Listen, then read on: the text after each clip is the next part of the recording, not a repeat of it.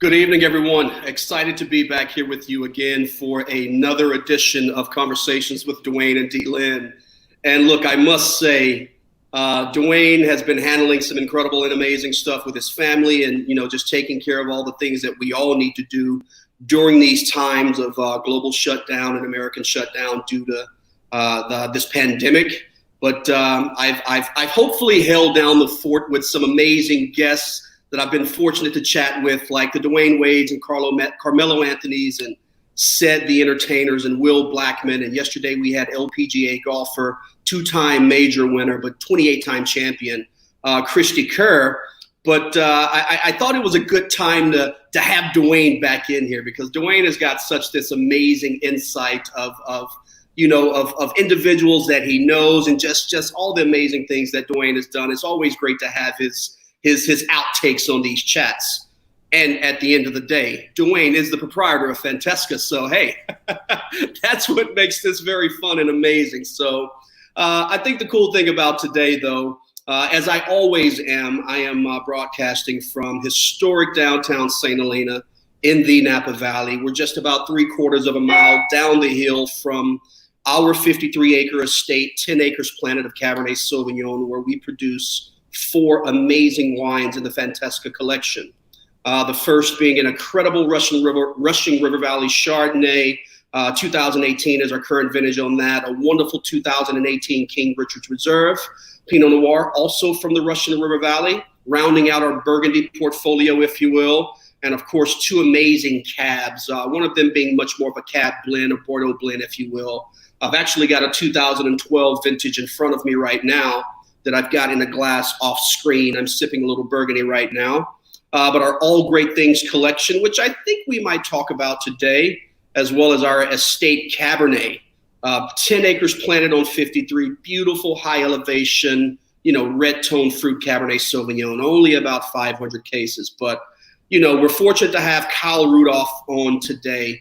He's become such a great friend over the last few years, meeting him through the Hoffs, of course, and Fantesca, and through the University of Minnesota and all of the amazing foundations and charitable work that they do.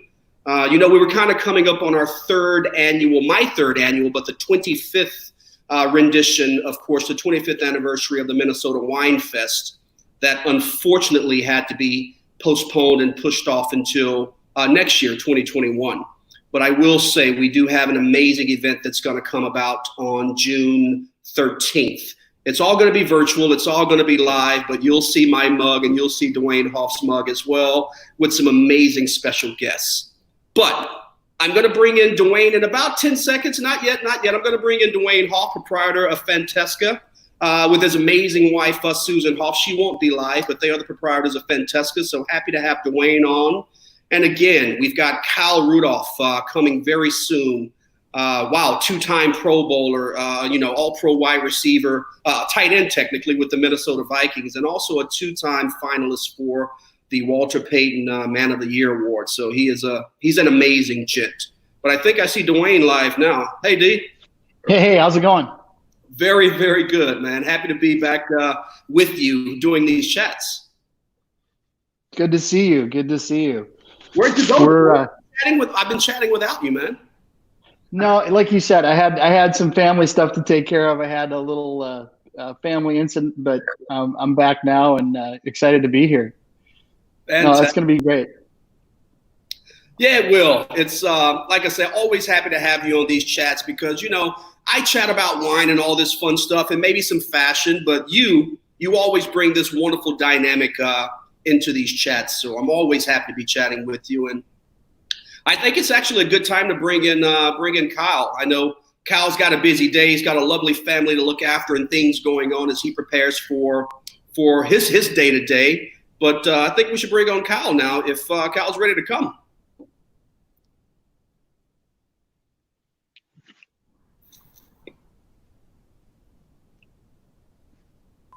And Kyle's probably going to laugh because I called him a flanker instead of a tight end. So he's versatile. He's versatile. How are you guys? How are you doing, Jordan? How you doing, Kyle? Good. How are you guys? Really good. Really good. I can't believe you. It must be an amazingly busy house with three kids under 4 and trying to get ready for the season. It's got to be a lot going on. Yeah, there's a lot going on, but Kyle's working from home right now, which normally he's not. So I have to call that a win. She's had extra hands for the last 2 months, which would not have normally been around all day. Yeah. No, that's awesome. That's great that you have that time with the family. That's really special. Yeah, it's been really nice. Yeah, it's been one of the nice things, craziness.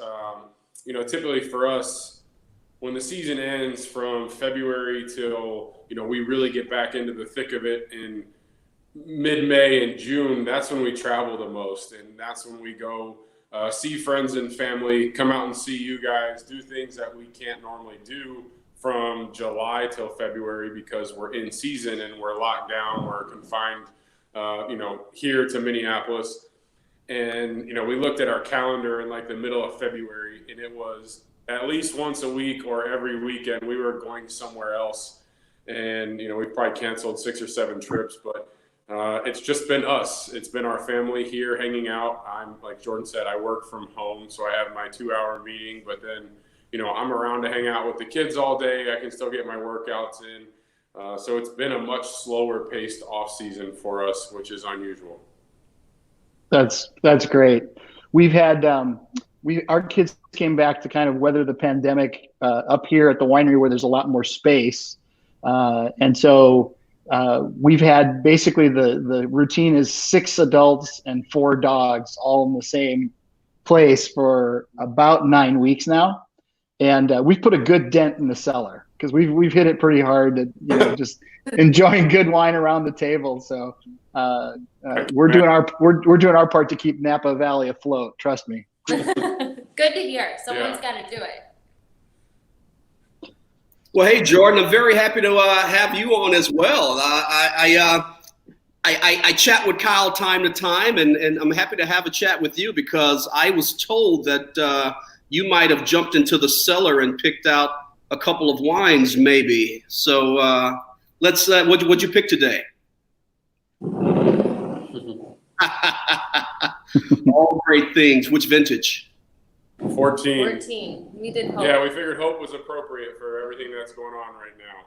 Yeah, nice. I agree it is. And, for those that are tuning in right now, listening to us live on all of these amazing channels like Twitter and Facebook and YouTube, for you new listeners, All Great Things is an amazing wine that we make here at Fantesca, one of the 4 wines in the Fantesca collection.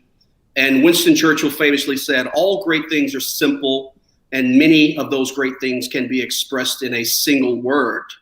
And as you said, Kyle, when you think about those expressions, freedom and justice and hope, duty, mercy and honor, all of these incredible expressions are things that we can all really kind of grasp right now and take hold of. So very happy that you opened the 14. I actually have the 2012 Duty in front of me right now, which is showing exceptionally well. And I guess one of the first questions I really wanted to ask is, look, you've been an athlete your entire life, man. And like you mentioned, when you get time to kind of get into your off season and more family time when you're not doing your professional day-to-day job, you're traveling, you're going places, you maybe crack a beer that you normally wouldn't crack during the season, or you have a cocktail, open some wine.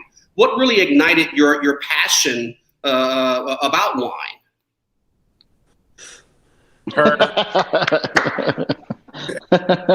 After her first trip to Napa and staying out there with Susan and Duane, I felt like every other week FedEx was dropping off more Fantesca at the house.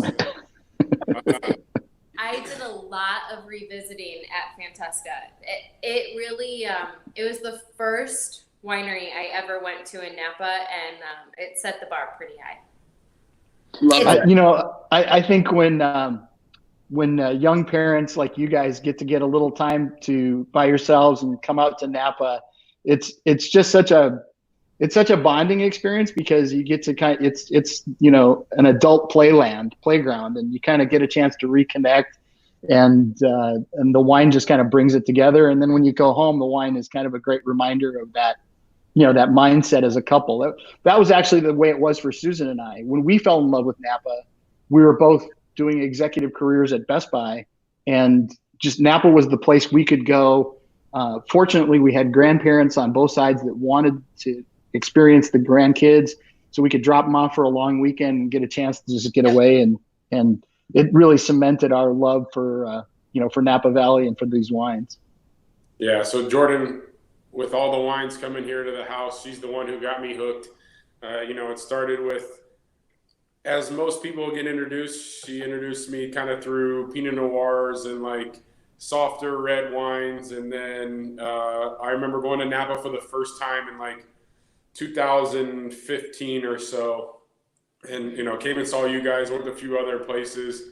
And it's like I left there with like, just give me all the big cabs. Like I just love the big cabs. And, over the last 5 years, I've just enjoyed it more and more. And I think, we talked about this a little bit during our WineFest tasting that you guys joined us on for Masonic Hospital.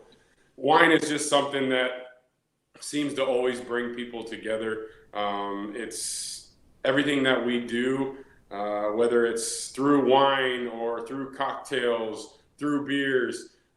It's the social aspect of it. It's just hanging out, breaking bread, opening bottles, and whether it's hanging out with friends, family, neighbors, you guys in California, it's something that, everyone kind of shares that common ground when you pour a glass of wine and you can enjoy each other's company. Yeah, nobody ever opens their favorite wines for people they don't like. I mean, you save those wines to experience with your friends. You save those wines to celebrate those special moments with the family. Yeah. Wine cellar label that people, like, when they ask if they can go get a bottle of wine, there's like, don't touch. You can't have this stuff. No, I learned that very quickly. After my first Napa trip, I came home. I had all these beautiful wines that I loved, and Kyle had his 12 high school buddies. 12 high school buddies come up for his birthday, and they all were hammered drunk after a night out and came home. And I came downstairs the next morning, and there were like 6 bottles of Fantesca just on the table. And I was like, no, you guys boxed wine and thought it was good. Between Franzia and Fantesca. So for them, it was just, I was heartbroken. For her. So now I label it, and there's definitely a shelf in the wine cellar that says "Do not touch." Nice. And my mom's always like, "Is that the top shelf or the one below it?" I'm like, "Both." Go below. Go reach lower. So Kyle and Jordan, you briefly touched on all the great and amazing tastings and the things that we are fortunate to do for the Masonic Children's Hospital, and of course the University of Minnesota. What's your involvement? What's your and Jordan's involvement there? And then kind of segue that into your foundation, InZone. So for us, our introduction, if you would, came from prior teammates of mine. So Steve Hutchinson took the Minnesota Vikings relationship with University of Minnesota Masonic and, created all these different programs, whether it's the Champions for Children golf tournament, the holiday huddles during the season, all these different events that they have where, myself, Jordan, teammates of mine, their wives and girlfriends can go and partake in, and, whether it's visiting patients in the hospital during the season or, these special events in the off season, like the golf tournament. And I started to partake in that. And, my family's backstory of my younger brother being a pediatric cancer survivor, I always felt like I could relate to the patients and their families that we would see and that we would meet. And unfortunately, we would get to know, because when you go there month after month, you start to see the same people that are still there. And, most of the transplant patients are there for at least 100 days. And so for, the greater part of 3.5 months, 4 months, they're in the hospital, and we get to see them month after month. And each and every time I'd see them, see the patient, I see my little brother, and I see siblings, I see myself. I see their parents, I see my parents. And it just always drew us to wanting to do more.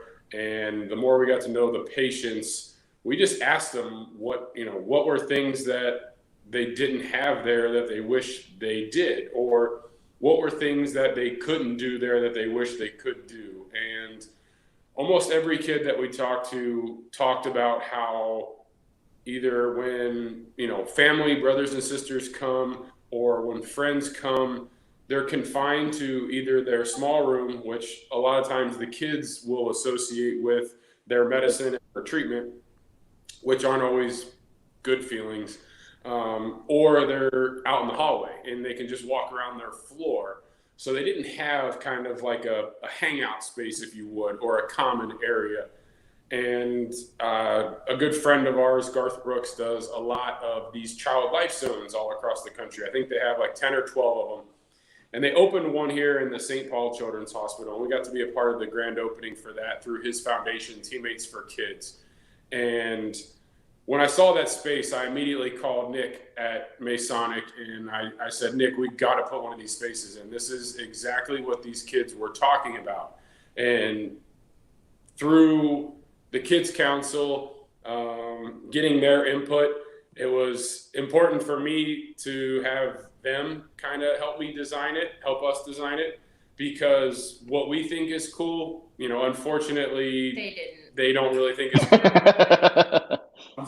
So we had a Kids Council that was comprised of, current patients, former patients, siblings of patients, and they had some creative ideas. Obviously we couldn't make every one of their ideas come to fruition, but they had a lot of good ideas and a lot of good input of ways that they can escape their room. So that's how we came up with the End Zone. And through some unbelievable partners here in the Twin Cities and throughout our community, we were able to bring that dream to life through the End Zone. And the feedback that we've gotten from nurses, doctors, parents, is that, when kids are either outpatient and they have doctor's appointments coming up, or they're inpatient and they've been there for 100 days, every time they leave the End Zone, they talk about not wanting to go back to the hospital. And, or outpatients, they tell their mom or dad that, I want to go back to the hospital because that means I get to go hang out in the End Zone. Whereas before, doctor's appointments and visits would create anxiety, and they would be nervous about going back to the hospital because it meant, pokes and prods and needles and IVs. And now they associate it with the fun in the End Zone. So I think that's the greatest feedback that we've been able to get from parents and nurses and doctors, is that these kids are achieving the exact goal that we set, and that the End Zone is an escape for them while they're in the hospital. I think it says so much about the two of you to be able to empathize and think about those families and think about that dynamic.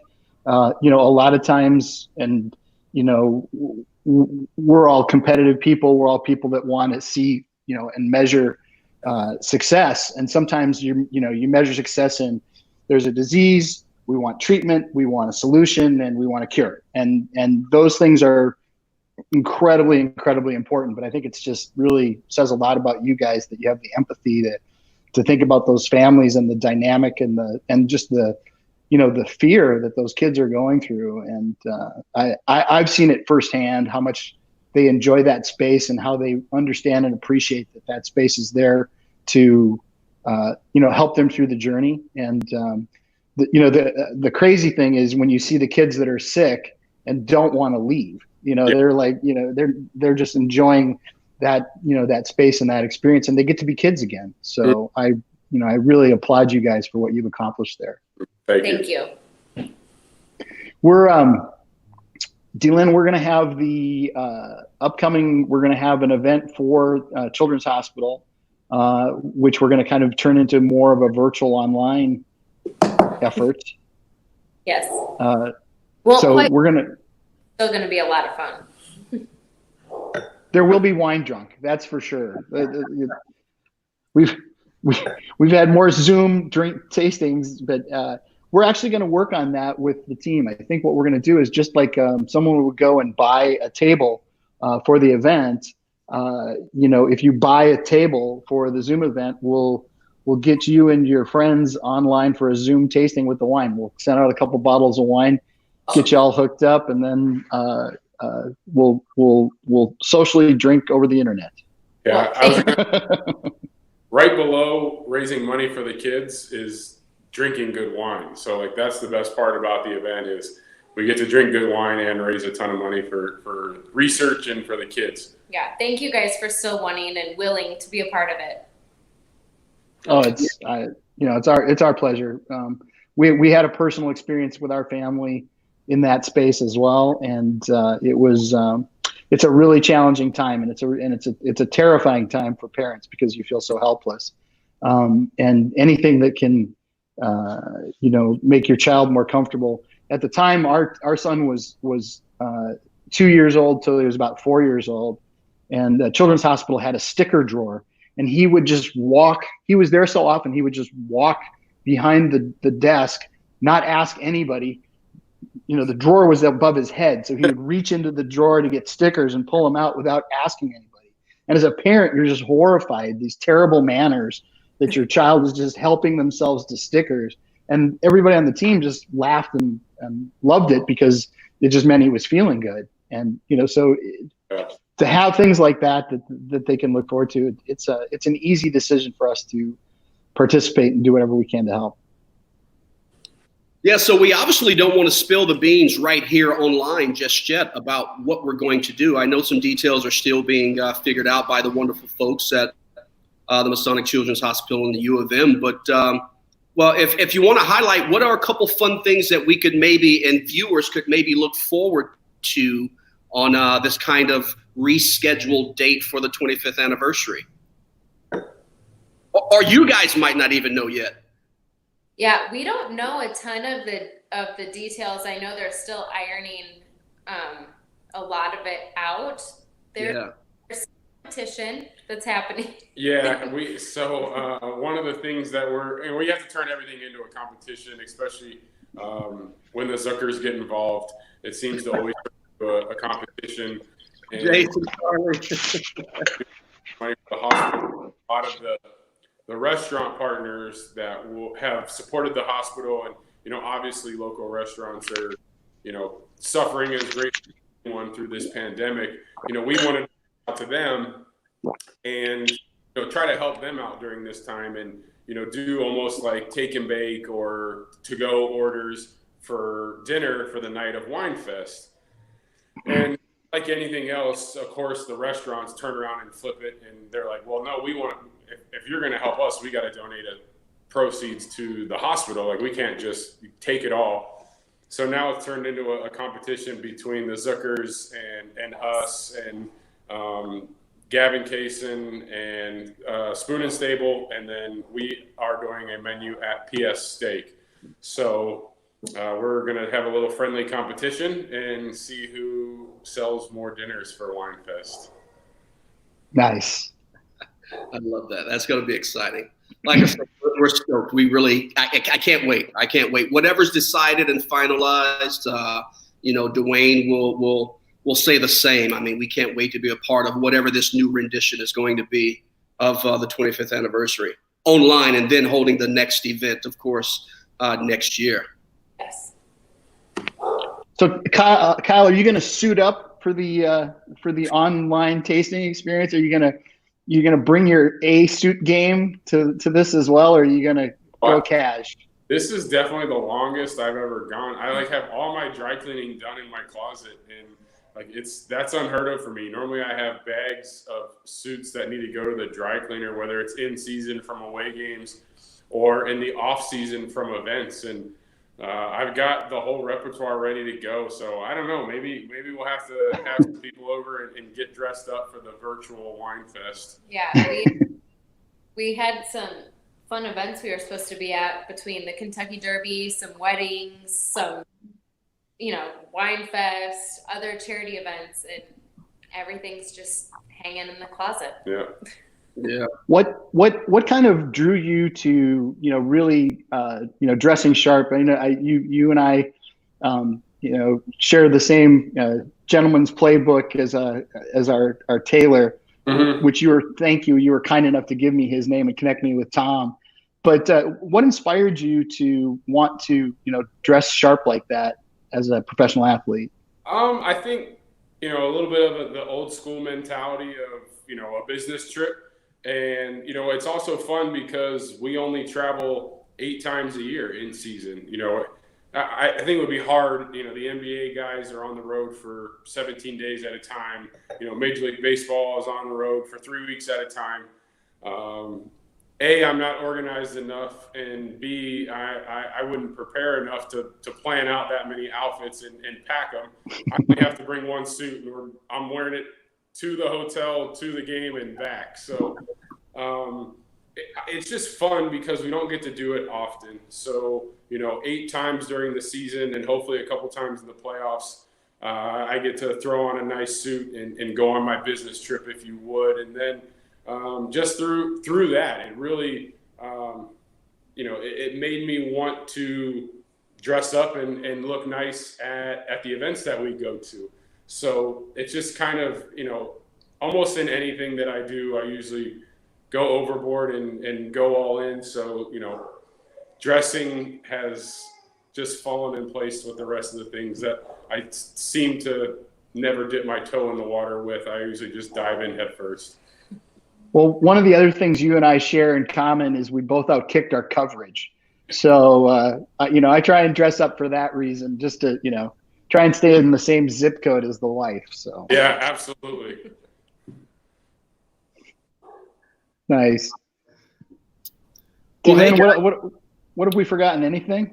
Yeah, no. I was going to say, I think we've hit all these wonderful topics. Obviously, I know your time, Jordan and Kyle, is very, very precious. You've got a million things happening. So first and foremost, we're just stoked that you wanted to get on with us and talk a little bit about the U of M and obviously your foundation with End Zone and all the amazing things that you both are doing around. It's funny because I get texts from friends out there and folks that we work with saying, yeah, man, I see them walking around with the kids and they're just chill. And, so we love to see and hear that. So just really happy to have you guys on with us and chatting about, not talking about yourselves, if you will, but really just chatting about the amazing things that you do, because I think the community really benefits from what you guys do and who you are. So. Yeah, well, thank you. It's funny, around town nowadays, more people seem to recognize our kids than they do me or us, especially the twins.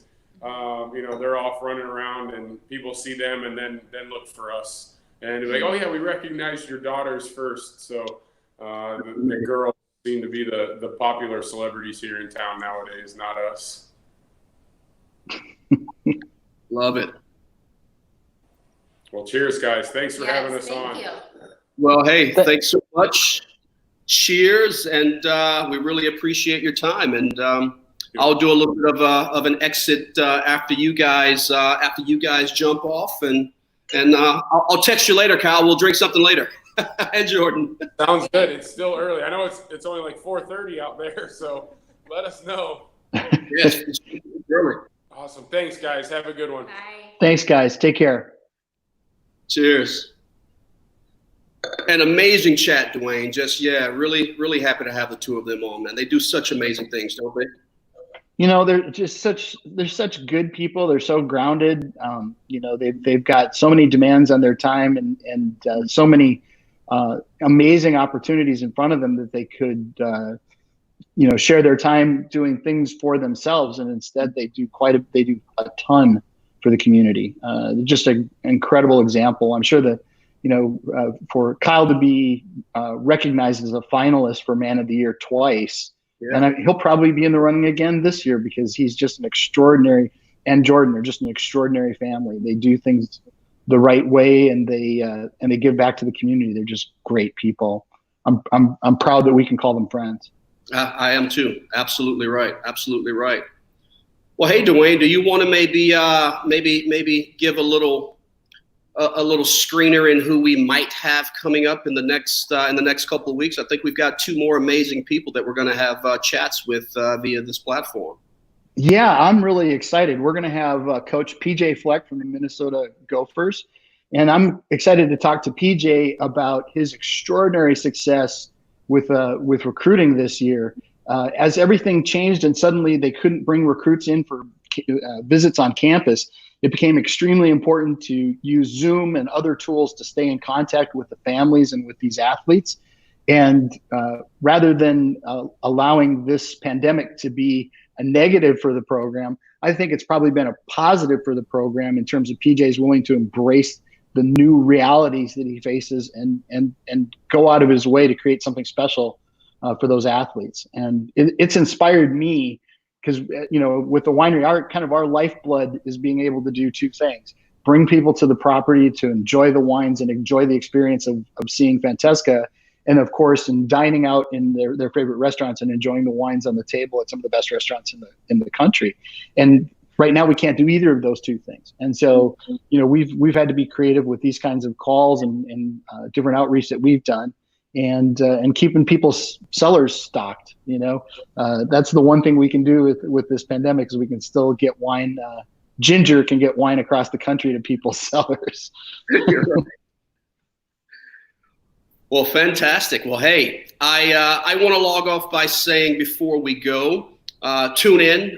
We are constantly updating our social media stories, if you will, whether it's Twitter, whether it's Instagram, or whether it's Facebook. You guys, all of the wonderful folks listening and watching now, and that will watch this later when you hit play, we're always trying to do innovative and amazing things and just really keep you guys abreast of what we have going on. And, thanks for joining us. I'm chatting with a great friend of mine tomorrow, Matthew Kaner, who owns a couple of restaurants, wine bars in Los Angeles, Bar Covell being the one that everybody would probably know. He's a lifelong Dodgers fan. He does some great things in the community as well. So we're going to have a chat tomorrow. And like I say, we've got PJ Fleck coming up next week and just a lot more amazing people coming through. So fortunate to have you guys join and listen. Duane, obviously, I'm literally 1.1 mile from you. I haven't seen you in 2 weeks, but I'm 1.1 mile away from you. Let's say cheers, and I'll see you very soon. Phone and text and everything else. But thanks, guys, for tuning in, and avosante. We'll speak soon. Cheers.